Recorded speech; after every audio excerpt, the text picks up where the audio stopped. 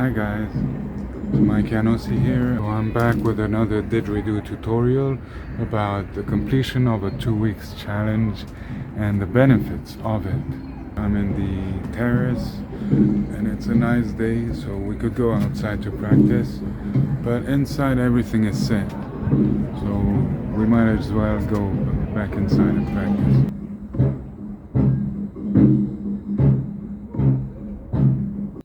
Hi guys. The conclusion of a 2 weeks challenge, that's what I will talk to you about in this video. So the conclusion is that a challenge is not a destination. The path leading will expose your strength and your weakness and how to develop the right mindset for you to become a better player and a better person in general. So the mindset for the Didgeridoo is the priorities in your life. So for example, for me, my priority of every day is to play and so that I can become a better person and that the next day I can do better. The conclusion is that, the first conclusion is that it will bring seriousness towards your goal. You'll understand more your weaknesses and your strengths of doing an exercise where you plan every day to do the same thing and repeat, just so that your body and your whole system can do it more naturally. The number two is that it brings more understanding to the rhythm. So the first time you will play a rhythm, it might seem difficult, but when you have blocks that repeat, like 7, 7, 7, 8, like in this case, you will see that it's more difficult for your body to integrate it. So if you repeat it every day, it will come much more natural. The number three that I found interesting was develop creativity for new rhythms. So by sticking to the same rhythm all the time, you'll see that some things will come out. You'll want to shape your sound in a different way, make it bigger in certain places and smaller in other places. Now I wrote down the rhythm. We divide it into 4 blocks, so that is the 4 lines. The aim is to make the first beat of the first line strong, so that we know when the line starts. You could add a second difficulty, that's making every beginning of the phrase louder. To develop new rhythms, it's great with a long rhythm like this. If you just cut down pieces of this pattern, you have every kind of sound possible physically, it's in there. You can also use wobbles and link 2 of the sounds, link them together so that they make a wobble. There is a 4th part that will give you understanding of the speed and the precision. So because you repeat it a lot, you'll be able to do it slow, but also you'll be able to do it fast. So let me show you what I'm talking about. Now here's the rhythm playing at 90 BPMs. What we can do is half that, make it here, 45. And then the idea would be to try it out at this speed and see how it feels. Try it out even slower and see how it feels. Let me tell you, there is interesting things that will come out by playing this slowly. You'll see that the volume at which you play is much louder than if you just play fast. So it improves your articulation drastically by when you play it very slowly, like in this case, 45.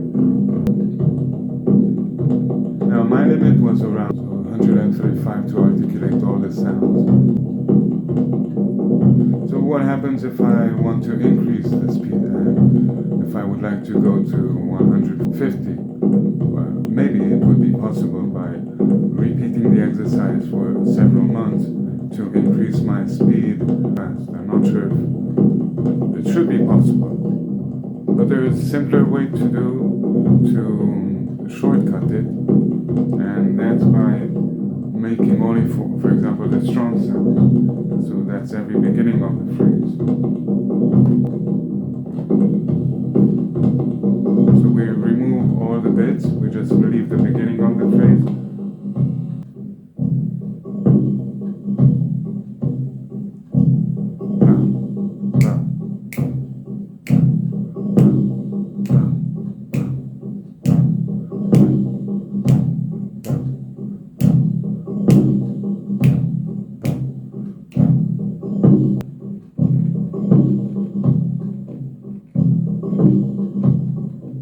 Here we are at 200. So at 200, with just a strong sound, it would go.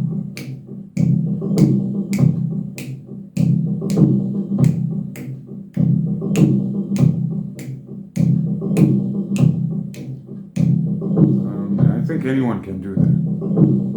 Or most people could do that. So you see we're cheating with the speed, and this is even easier than to do all the sounds in the rhythm. And here we are at the limit of my looper, 250, and this would be.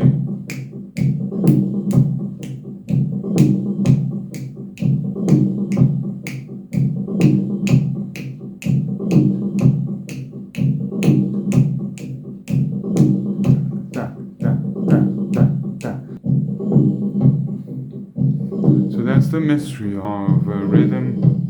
Rhythm is just a number, that's what we understand it here. Only the first beat of the line, you see how the same rhythm will actually sound totally different. And if you'd like to try out this 2 weeks challenge, I will show you how you can break down the rhythm and do it slowly. But most important is the phrasing. You have to write it down yourself so that you see how you should move, which part, where you have to inhale and where you exhale. Keep on watching, and that will come after.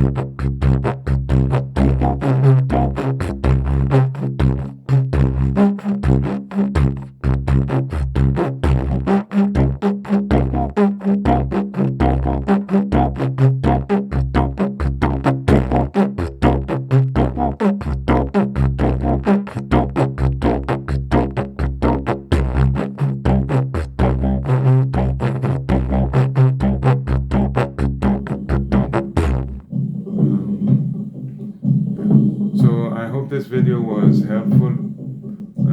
If you liked it, don't hesitate to give it a thumbs up. You can write to me if you have questions. And I will see you soon again. Take care. Bye bye.